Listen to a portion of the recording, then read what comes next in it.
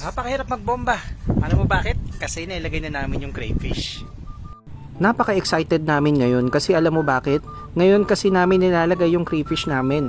Isang trio at 200 pieces na krillings. Ako nga pala si Adam, isa sa mga 6 na magkakapatid na binubuo naming pangarap. Ito ang pag-aalaga ng crayfish. Ito nga pala ang day 4 namin sa pag-aalaga ng crayfish. Aray ko ah. At kahit nga umuulan at maputik ang daan, sinugod nga namin ang farm para mailagay namin yung crayfish na kinuha namin. Yan nga pala ang update ng farm namin. Kung napapansin nyo, nailagay na namin yung motor, meron na ring hose para sa aerator, lahat yan nakalagay na. Yan nga pala ang kapatid ko, si Lucky Me. Lucky Me Instant Noodle. Okay. Isa sa partner ko sa pag-build up ng crayfish farm. Bali ang setup pala namin sa trapad, hindi kami gagamit ng filter. Kukuha ako ng malaking balde at gagawa ako ng continuous water para malinis lagi ang tubig at hindi magkaroon ng ammonia. Tips nga pala bago kayo maglagay ng crayfish. Bago nyo nga pala ilagay yung nabili nyong crayfish or kahit anong mga isda, huwag nyo muna kagad idadirect sa water. I-water acclimation nyo, ang turo sa amin, mga 30 to 1 hour. So ang ginawa namin, sinunod namin yung 1 hour para sigurado. Baka kasi ma-water shock yung mga crayfish na binili nyo.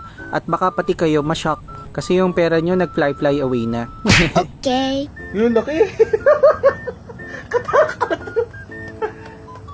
Oh, laki. Yagi maliit yung hides natin. Papasok ba siya dyan? Maliit yung hides natin. Ang laki. Kagi. Ay, ko naman. Ayan, laki.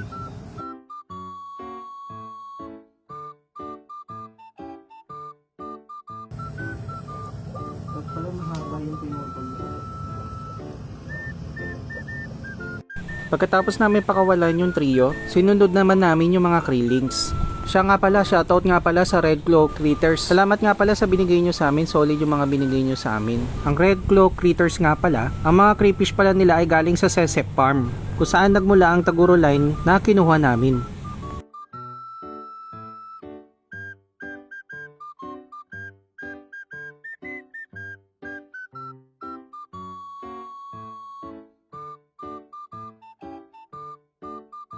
At habang inahawi namin yung aquatic plant, nakakita kami ng patay na krillings.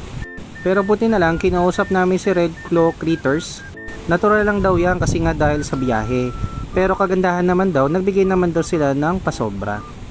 Salute sa iyo, madam. Thank you. Bilisan nyo maglaki yan ha, at nang may luto kayo sa December para meron na kaming Necho Bena.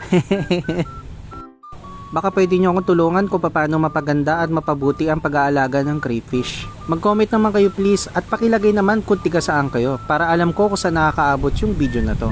Maraming salamat! Bye-bye!